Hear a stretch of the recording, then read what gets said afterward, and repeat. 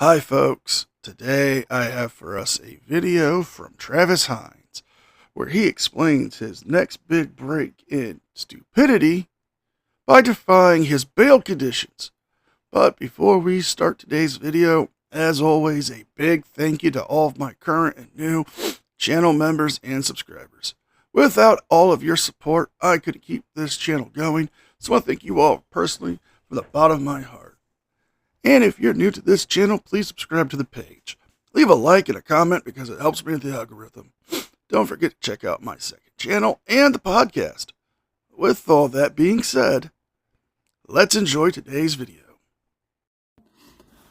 Alright, so I've had enough of Louisiana and I left straight for Texas. So I'm out of Louisiana and out of their jurisdiction. I've just had enough. The weather's going to be bad, so I want to move south anyway. And I'm not enthused about going to Lake Charles because I don't think that appeals court will allow me to have oral arguments anyway. I requested it. I submitted my writ through their emergency email system. And I didn't get a response. It's been 4 days. So I'm sorry, did you expect this to be like McDonald's where you get a instantaneous response? You are trying to file an appeal for a criminal case. It's going to take time even if you use the emergency email system. But no, Travis, you don't understand how the law works. You don't understand how courts work, even though you've been in many of them. You need to understand something. You had the opportunity to have a public defender handle this kind of a case for you. You chose not to get one because you wanted to prove a point. And these are the consequences of your actions that you need to face. They don't seem to be very responsive, and I don't expect much response. It's not exactly clear if I'm in the jurisdiction of the appeals court. I asked ChatGPT about it because I don't believe a clerk automatically puts me in their jurisdiction when they file my writ. Okay, that's what happened, but that doesn't mean a judge actually is taking it up or anything. So, really, I'm still under the order from Judge Barber. Judge Brian Barber ordered me not to leave the state, and I'm in Texas. So I've violated my bond conditions. I need a moment. Let me explain why. Because I'm getting into my laughing pose.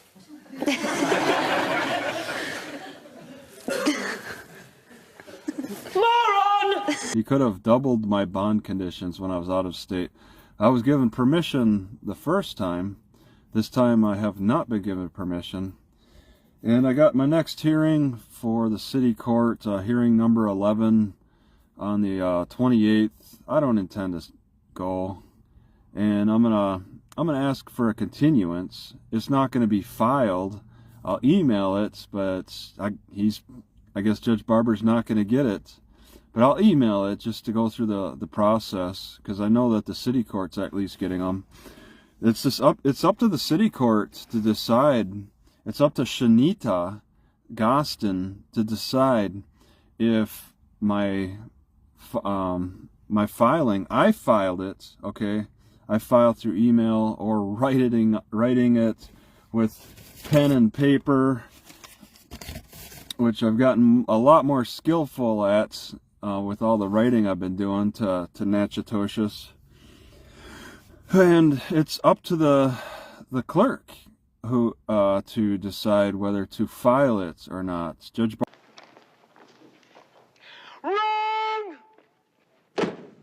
Barber asked if it was filed.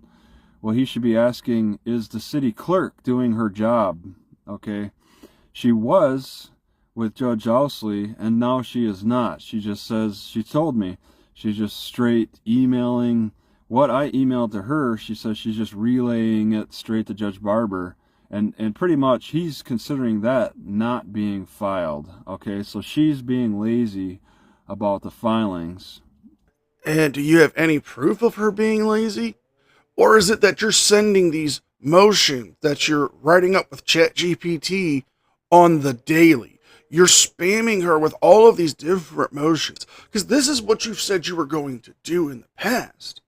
You said that you would file motion after motion, writ after writ, to get them to drop it. If she is reporting to the judge that you're sending all of these and she's not having the time to file them properly, but getting them to the judge so he is aware of the situation, that's not her being lazy. If you have an issue with this, you need to take it up to her supervisor. Go report this to the court and say, look, she's not filing properly. Not going through the process of I don't know, authenticating it however she does, and then sending it on to Judge Barber. She's just filing it directly to him, or she's just sending it directly to him, and it means nothing to him.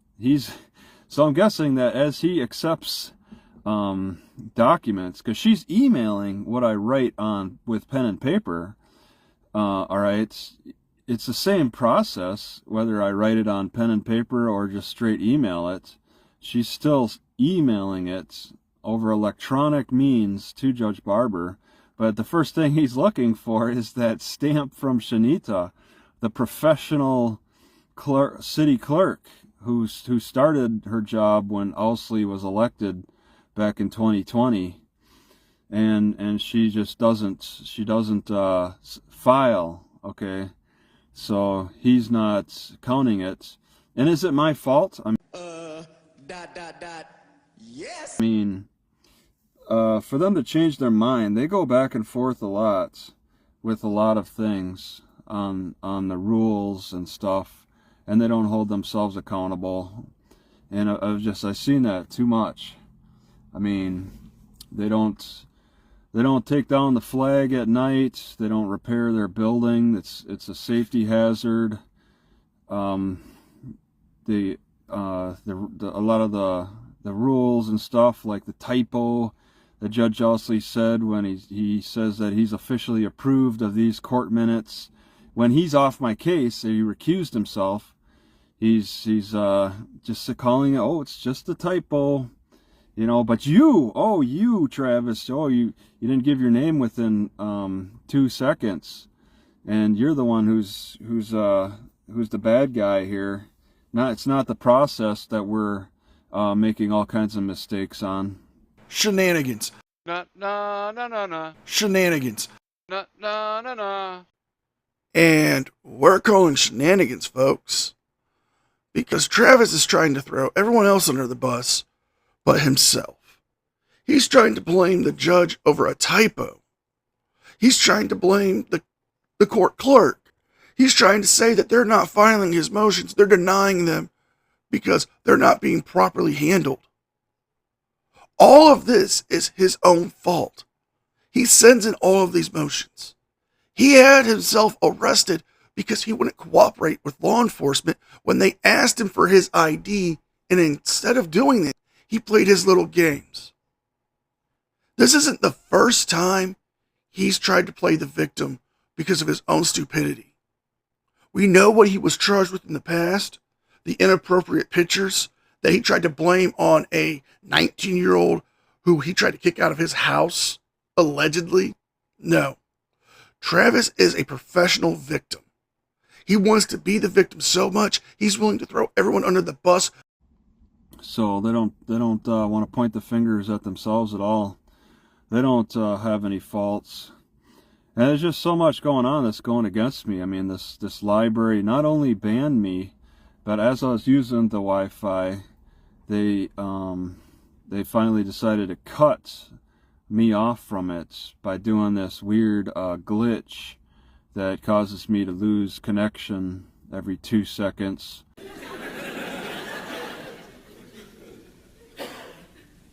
And? It happened on my tablet at first about noontime a few days ago, and then switched over to my phone. Took maybe 10-15 minutes, and then my phone started doing that. And it's been going on like that for a few days now. And that's an intentional glitch, because the city park has that same glitch. Then the yellow Wi-Fi, which is at a city building, that only turns on between like 10 and 3:30 maybe, where I'll just pick it up, and it's really good. I can upload a 10-minute video in 10 minutes. It's kind of fast. Not the strongest signal, but okay. Okay, so now it's the whole city's plotting against you because you can't use the Wi-Fi at the library anymore, a library that you've been banned from. And the same issue happens at the city park, but yet you can get good Wi-Fi when this one government office is open between their working hours. Do you understand how stupid that sounds, Travis? I mean, you can actually give up this whole stupid game, settle down somewhere, try to have a somewhat normal life with the person that you are. Instead, you chose the life of a hobo. Don't come crying to us and your followers when you chose this life, when you chose to be living in your car, jumping from Wi-Fi to Wi-Fi, catching charge after charge because of your own stupidity. Especially at its peak. It like peaks out. It like turns on at 10, gets stronger till noon, and then just starts losing its strength till about 3 every day. I forget about weekends, but it's built into the operation of the Wi-Fi. They can manipulate it in so many ways. That boy ain't right. And for the longest time, the Natchitoches Library had the good connection. It was annoying to have to re-log in every 2 or 3 hours. Okay, and it's weird because you get connected and then you're logged on for like the first 30 seconds, then it kicks you off, then you have to log on, and then you got 3 hours till it kicks you off again, and then you get the first 30 seconds that are good, and then it kicks you off, and then you gotta log on. It's weird how it's set up. That no other place does that, and I've never seen another place do that. Well, Travis, I've seen many places implicate stuff like this. It's called a time limit. A lot of libraries have time limits for their Wi-Fi. They have it built in through their providers. There are businesses that do that. Take, for example, certain McDonald's will let you use their Wi-Fi if you buy something, but you can't stay there all day nursing a cup of coffee and mooching off their Wi-Fi. The tech is being very creative. I mean, and cruel too. There's no need to even log on. There's no need to even block me. I never stepped foot on that library property, and they were probably hoping that I would just walk onto the property and ask them what's going on with this Wi-Fi, and I can't do that. And that's, and because I'm banned for life, and it's enforced by Judge Dias simply because I didn't try to sue fast enough.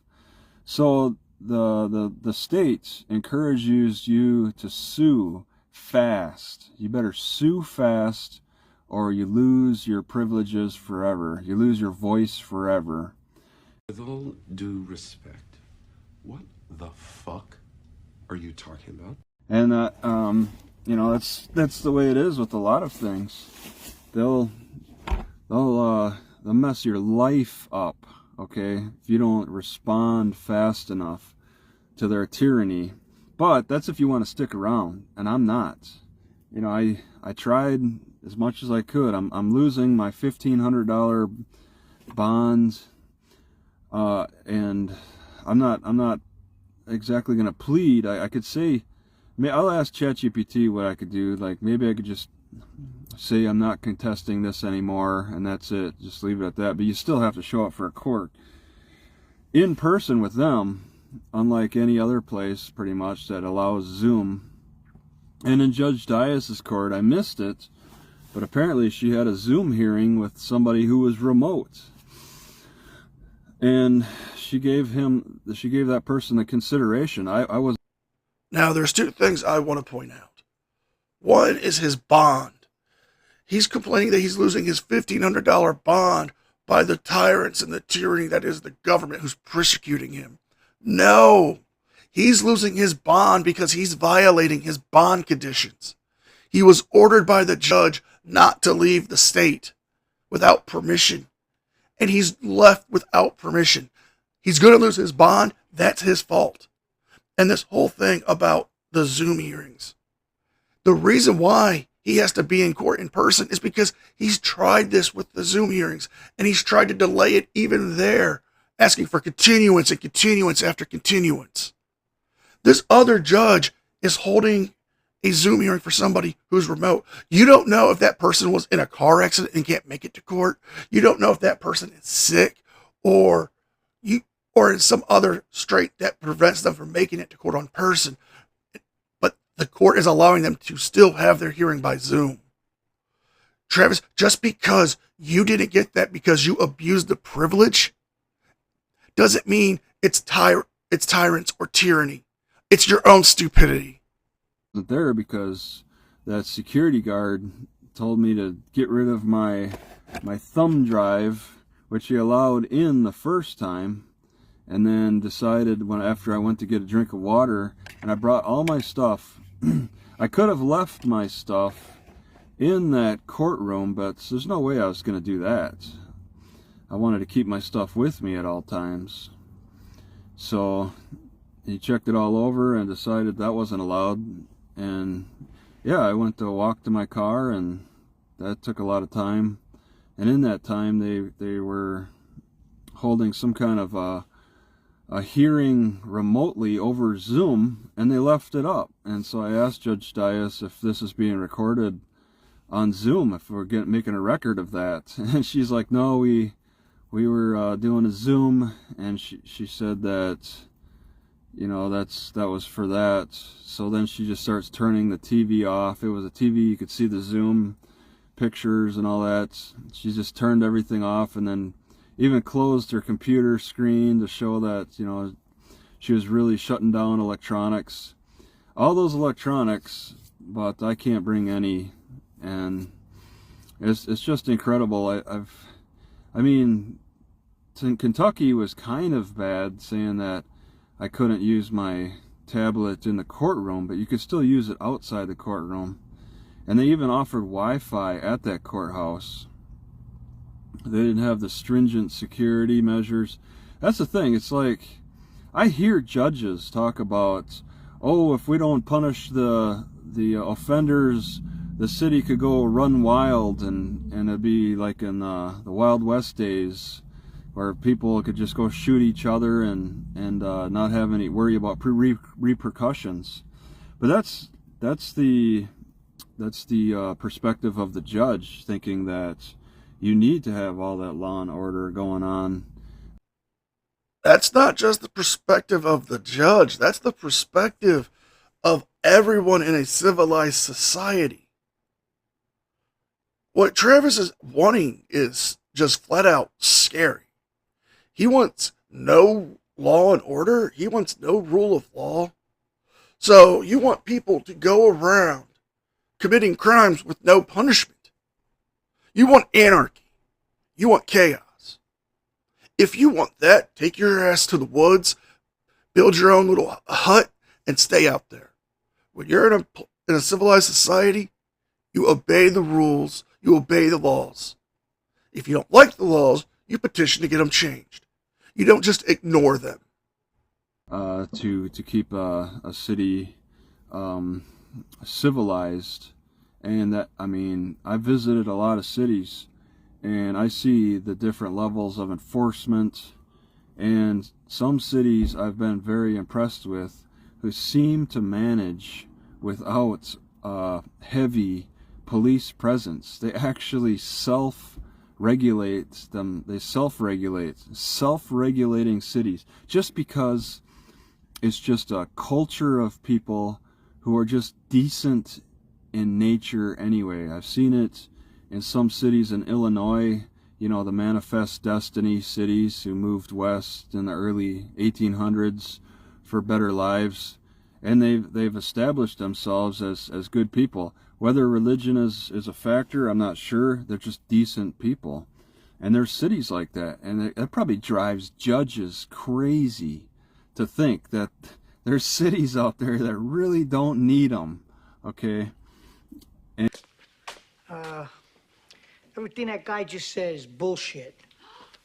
Thank you. And they try to impose, and a lot of these judges try to impose themselves, overimpose themselves, like on every level in Natchitoches and just Louisiana in general. They overimpose themselves, kind of like overprocessed food. They're overprocessed law enforcement, and with the measures, with the practice, and the DOJ comes in and looks around and says, "Yep, they're keeping people in jail too long. They're violating people's Fourth Amendment rights because there's this overextension of the practices beyond what the federal government would normally allow." Well, what are they going to do about it? They're still going to allow Louisiana to put me back on the NCIC and try to make my life horrible again for not returning, because I don't intend to return. My civil case is over. I might try to appeal that. I want to learn more. I got 30 days. I want to file a motion for continuance with the city court, but I'm waiting on the response from the appeals court on my writ, and that was for the free lawyer thing.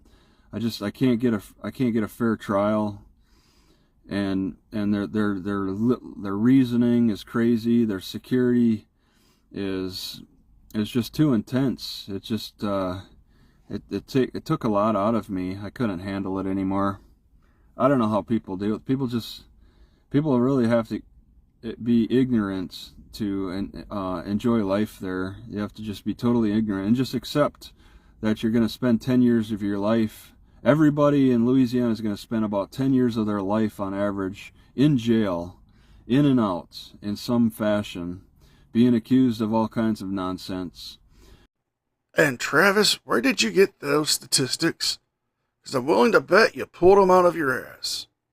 We're going to end the video here. It does continue on for a few more minutes of his insane ramblings, saying that the people of Louisiana are going to spend 10 years of their lives, regardless of no proof of them ever committing a crime, in jail, and not understanding that Louisiana and Texas have different laws when it comes to IDing. So if you guys like this video, please like, share, and subscribe. Give a thumbs up and a comment because it helps me with the algorithm. Don't forget to check out my second channel and the podcast. With all that being said, be well, be safe, and I'll see you guys next time. And a special thank you to all members of the news team. Without all of your support, I couldn't keep the channel going, so I thank you all personally from the bottom of my heart. You guys mean the world.